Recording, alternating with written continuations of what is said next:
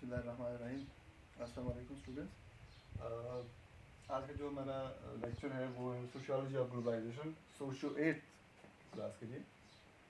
Topic जो है वो है post war political and economic order.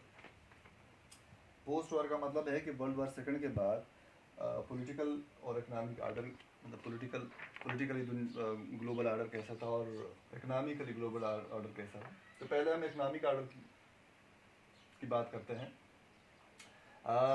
Bretton Woods system भी इसको कहते हैं इकोनॉमिक आर्डर को, क्योंकि ब्रेटन वुड्स में एक कॉन्फ्रेंस हुई जिसमें आईएमएफ और वर्ल्ड बैंक जो है उनकी बुनियाद रखी गई। आईएमएफ का मतलब है इंटरनेशनल मॉनेटरी फंड और वर्ल्ड बैंक, तो दोनों का नाम आप लोगों ने सुना है। आईएमएफ का फंक्शन जो है वो है to promote international monetary cooperation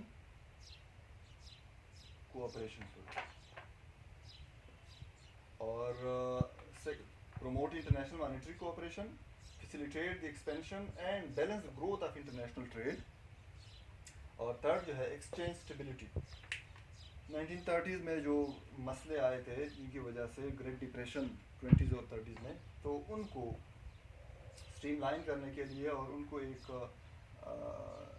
international regime में बनाने के लिए आईएमएफ और वर्ल्ड बैंक और ये सारे इनके और भी फंक्शन है, लेकिन मेन फंक्शन ये है monetary cooperation, expansion and balanced growth of international trade और एक्सचेंज स्टेबिलिटी। ये आईएमएफ का बाद में हम इसकी तरफ आते हैं। वर्ल्ड बैंक की जो मेन फंक्शन है वो है लोन्स फॉर रिकंस्ट्रक्शन। पहले ये वेस्टर्न यूरोप के लिए जो वर्ल्ड वार सेकंड से इफेक्टेड थे उनके लिए लोन देते थे, लेकिन 1960s और 70s में चूँकि थर्ड डिकॉलोनाइजेशन हो गई और थर्ड वर्ल्ड इनकी मेन जो लोन लेने वाले हैं वो है थर्ड वर्ल्ड स्टेट्स। इसके अलावा है लॉन्ग टर्म कैपिटल प्रोवाइड करना स्टेट्स को, मेंबर स्टेट्स को, और थर्ड है टेक्निकल असिस्टेंस प्रोवाइड करना अपने मेंबर स्टेट्स को। तो ये वर्ल्ड बैंक के फंक्शन है। और 1995 में वर्ल्ड ट्रेड ऑर्गेनाइजेशन, जिसने गेट को रिप्लेस किया, general agreement on trade and tariff, world trade organisation, इसका मेन फंक्शन ये है negotiating trade agreement and dispute resolution.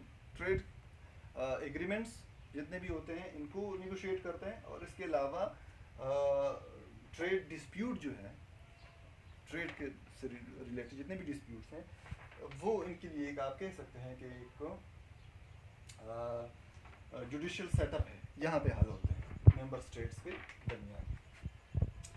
इस पूरे सिस्टम को लिबरल इंटरनेशनल आर्डर भी कहते हैं। लिबरल इंटरनेशनल आर्डर, क्योंकि ये सारा कुछ जो है, ये जितना भी स्ट्रक्चर है, इकोनॉमिक आर्डर है, ये बेस करता है फ्री मार्केट इकोनॉमी पे, कैपिटलिज्म पे, लेसेस फेयर पे, मतलब less control of government over economic activities.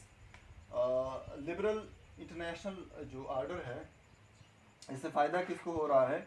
IMF और वर्ल्ड बैंक में जो मेन जो डिसीजन मेकर्स हैं वो उनको कोटा सिस्टम कहते हैं। दोनों में कोई भी बड़ा फैसला लेने के लिए 81% जो है वो वोट्स चाहिए, जबकि सिर्फ यूएसए के पास 21% कोटा है और यूरोपियन यूनियन के पास 27% है। तो दोनों का कुल मिला के 48% बनता है। और सिर्फ अगर कोई भी रेजोल्यूशन या कोई भी बड़ा डिसीजन यूएसए अगर इसको वीटो करता है तो 81% पूरे नहीं होते और आईएमएफ और वर्ल्ड बैंक वो फैसला नहीं लेते। इसका मतलब ये है कि ये दोनों जो रिजीम्स हैं, इकोनॉमिक रिजीम्स हैं, उन पे होल्ड है या वीटो पावर है यूएसए के पास प्लस यूरोपियन यूनियन के पास।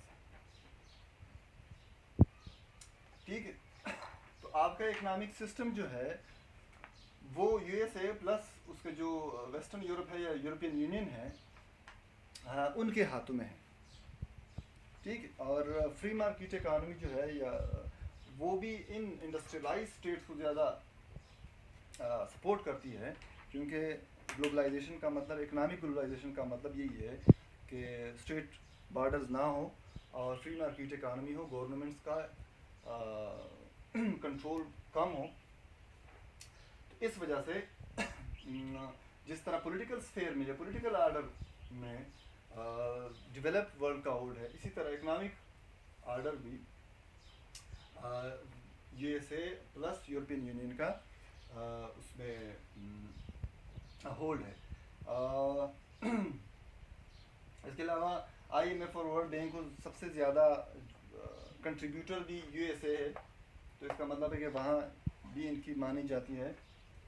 बड़ा फैसला या कोई किसी को लोन देना हो या ना देना हो, तो ये टोटली डिपेंडेंट ऑन यूएसए ये। और इस पे काफ़ी तनकीद भी हो रही है इस इकोनॉमिक आर्डर पे, आईएमएफ और वर्ल्ड बैंक वगैरह पे, कि ये अमेरिका यूएसए जो है अपने पॉलिटिकल इंटरेस्ट के लिए, पॉलिटिकल प्रेशर डालने के लिए मेंबर स्टेट को कर्जे देती है और कभी कभार रोक भी देती है और कंडीशन भी जो है ना उसके साथ लगाई जाती हैं।